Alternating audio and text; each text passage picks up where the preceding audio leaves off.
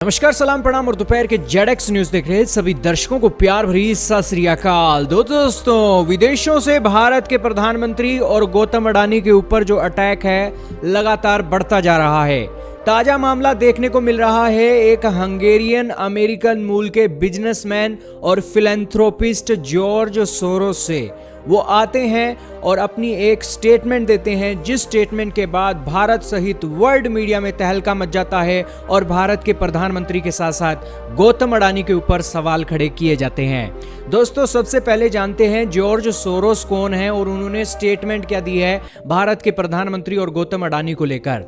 दोस्तों, George Soros एक Hungarian मूल के एक नागरिक हैं, लेकिन ये अमेरिका के अंदर अपना बिजनेसमैन और सारी चीजें अभी देख रहे हैं और हंगेरियन अमेरिकन मूल के एक ये बिजनेसमैन बन चुके हैं। ये बेसिकली ज्यूइश फैमिली से आते हैं और इन्होंने एक नाजी जर्मनी का जो अत्याचार है कैंपों के अंदर वो भी सहा है। वर्ल्ड वॉर 2 खत्म हुई और तब से ये एक अलग अलग क्षेत्रों के अंदर काम कर रही हैं और ये ट्रेडिंग के भी बिजनेस में आए थे और इनकी जो नेटवर्थ है 8.6 बिलियन डॉलर की है। हालांकि इन्होंने अपनी जिंदगी के अंदर 32 बिलियन डॉलर डोनेशन कर दी है और इस 32 बिलियन डॉलर में से 64% तो इनका डिस्ट्रीब्यूट भी कर दिया है अलग अलग एक संस्थाओं के अंदर। और बेसिकली ये बहुत बड़े दानवीर हैं और बेसिकली इनकी जो नेटवर्थ है सिर्फ 8.6 बिलियन डॉलर की है।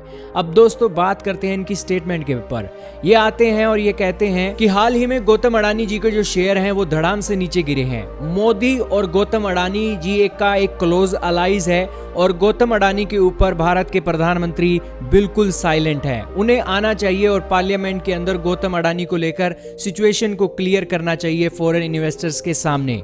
जॉर्ज सोरोस ने बहुत बड़ी बड़ी बातें ये भी बोली कि गौतम अडानी जी के स्टॉक जो हैं वो गिरे हैं क्योंकि गौतम अडानी स्टॉक मैनिपुलेशन कर रहे थे और उनके जो स्टॉक हैं किसी ताश के पत्तों की तरह गिर गए। लेकिन भारत के प्रधानमंत्री का यहाँ पर साइलेंट रहना एक अच्छा संकेत नहीं है और उन्होंने ये भी बात बोली कि भारत के अंदर एंटी मुस्लिम वायलेंस भी होते रहे हैं। दोस्तों, एंटी मोदी एंटी इंडिया इनका एक रिमार्क्स रहा था और बेसिकली ये सारी स्टेटमेंट उन्होंने दे दी। और एक बात आगे और भी इन्होंने बोली कि गौतम अडानी जी का ये जो क्राइसिस है ये आने वाले समय में भारत में लोकतांत्रिक पुनरुद्धार की चिंगारी एक पैदा करने वाला है। बेसिकली इन्होंने इतनी बड़ी बड़ी स्टेटमेंटें दे दी, लेकिन जॉर्ज सोरोस की एक डार्क साइड ये भी है कि ये भाई साहब दुनिया के दूसरे देशों में तख्ता पलट करवाने का भी काम करते हैं। आपके सामने विकिपीडिया का पेज चल रहा है जिसके अंदर बताया गया है कि ये मामला 2004 के प्रेसिडेंशियल इलेक्शन का है, जब ये 23 लाख डॉलर से ज्यादा की रकम डोनेट कर रहे थे जॉर्ज डब्ल्यू बुश के खिलाफ काम करने वाले ग्रुपों को। इसके अलावा इन्होंने बराक ओबामा को भी फंडिंग की थी $1 मिलियन की और इनके एक फंडिंग के चलते इनको बैक किया था। और 2020 में इन्होंने जो बाइडेन को भी फंडिंग की थी ताकि वो एक बार फिर से डोनाल्ड ट्रंप को हरा सकें। तो बेसिकली इनकी हिस्ट्री पॉलिटिकल इन्वॉल्वमेंट की भी है और अब ये भारत के प्रधानमंत्री के खिलाफ भी ओपन स्टेटमेंट दे रही हैं। तो जरूर आप समझ सकते हो कि इनके जरूर हित जुड़े होंगे अगर भारत के प्रधानमंत्री को सत्ता से हटाया जाता है। हालांकि इनकी एक और डार्क साइड ये भी है कि इन्होंने अपनी जिंदगी के अंदर 3 शादियां की और तीसरी शादी इन्होंने तमिको बोल्टन से की जो इनसे छोटी उम्र की थी। इनकी उम्र उस समय 83 साल की थी और इन्होंने 42 साल की महिला के साथ शादी की और वो ये इनकी तीसरी शादी थी।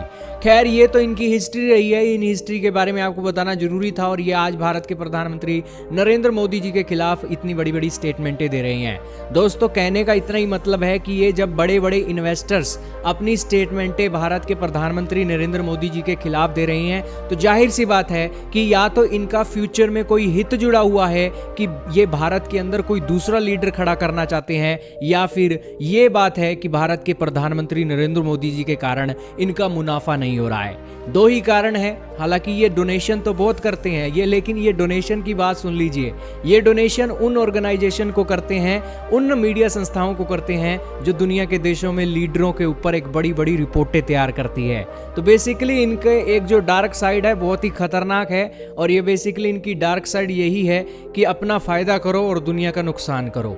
ऐसे लीडर की स्टेटमेंट को अब कौन सीरियस लेगा भगवान जाने। भारत के प्रधानमंत्री को स्टेटमेंट देंगे भी या नहीं देंगे भगवान जाने, लेकिन इनकी स्टेटमेंट के ऊपर आपका रिएक्शन हम कमेंट सेक्शन में जरूर जानना चाहेंगे।